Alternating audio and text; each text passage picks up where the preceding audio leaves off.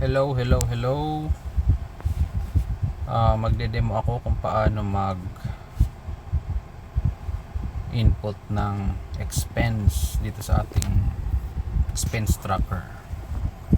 So, pag clinic nyo ang link, so ito yung bubungad sa inyo na page. Halimbawa, sa warehouse kunwari, ilalag nyo yung or i-input nyo yung mga resibo. So una, piliin nyo yung date. Halimbawa ngayon December 24. Okay, set. Tapos piliin nyo yung pangalan nyo, kung sino kayo. Halimbawa ako, JM. Tapos pili kayo sa category. So since yung i-input nyong expense ay mga stocks, so punta kayo dito sa unang category, stocks, raw materials, consumables. Okay. So lalabas to ngayong form para sa category na to. So kung iisa lang yung i-input nyo, so ready na yan. Ilalagay nyo na lang yung item name. Halimbawa Buns, kunwari, Buns. Supplier, alam ba si Jovix. Yung OR number sa resibo, halimbawa 1, 2, 3, 4. Tapos branch group, Buns, saan ba ginagamit ito? Sky's Burger lang naman gumagamit ito. So ilagay nyo SB. Yan ang branch group.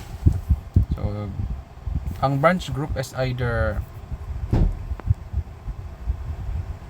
Captain Cones, CDL, MS, PC, RL, SB. So Buns, SB to. Yung Buns, magkano ba yung Buns? Let's say 50 pack, nasa 1.5 kunwari. 1.5 lahat. Buns.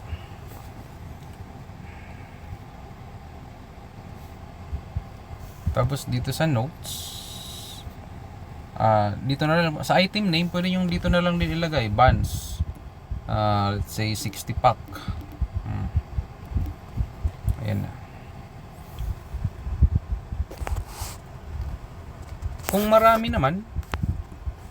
marami naman kayong i-input, pwede yung sabay-sabay i-input yan. So hanggang 20 na stocks pwedeng sabay-sabay. So pindutin nyo lang tong add item. May dagdag add item. Dagdag lang ng pindot lang ng pindot para magdagdag yung mga hanggang 20 pwede. Halimbawa item number 2, egg. Supplier name, Cabert kunwari. OR 1, 2, 3, 4, 5. Branch group, RL. Amount, say 7,000. Egg, lagyan na yun, isama nyo dito sa item name, egg, let's say 83.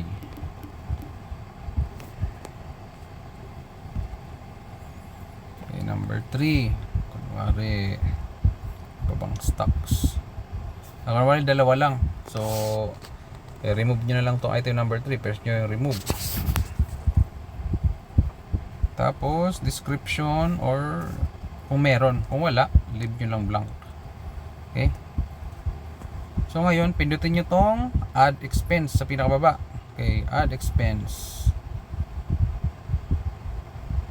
Di ba walang nangyari? Kasi i-review nyo pa yun, hindi pa talaga yun nag-submit. I-review nyo pa yun. Pupunta, balik kayo sa pinakataas. Dito sa gilid ng add expense may nakalagay view list. Nandyan na yung mga in-input nyo. So i-review nyo kung tama nga yung na-input nyo, kasi mamaya mali. Okay, yan. 8.5 daw lahat ang total ng in-input mo. Ano yung mga item na yun? Bun 60 pack, egg 83. So kung mali, pindutin mo yung sa baba, cancel and edit. Pero kung tama na yan, pindutin mo tong confirm submission. to JSF database. So pag linik mo yan, submitting to database, tapos dapat merong pop-up na lalabas na ganyan. The page says expense submitted to JSF Food Corporation database. Okay na yun, success na yun. Nandun na yun automatic sa Google Sheet, which is nasa akin. Pero isi-share ko yun sa inyo para nabubuo nyo rin. So yun lang. Okay. Tapos i-ano nyo na, ibalik nyo na, i-exit nyo na. Or kung meron pa kayong ibang stock na ibang category, pwede rin. Pwede nyo ulit pinutin yung add expense, and select ulit kayo ng ibang category. Halimbawa, The volume has been increased.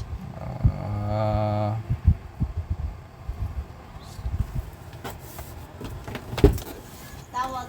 Mag-umpisa na daw. wait lang, nagagawa lang ako ng video tutorial. Halimbawa, ibang category naman, utilities kunwari.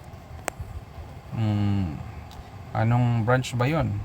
Meron dito pang warehouse, warehouse due date, kailan ba yung nakalagay sa due date? Let's say due date na bukas. Set. Anong utility? Water, kunwari, water. Kano ba yung water? 500. Then add expense. Then i-review mo naman siya dito. Then confirm mo naman. Confirm submission. Okay na. Ganun lang kadali. Napakadali. Mas madali ito dun sa sa ginagawa nyo dati na mano-mano sa Google Drive. Ito automatic na siya mapupunta doon at madali nyo pang ma-access sa cellphone. Yun lang.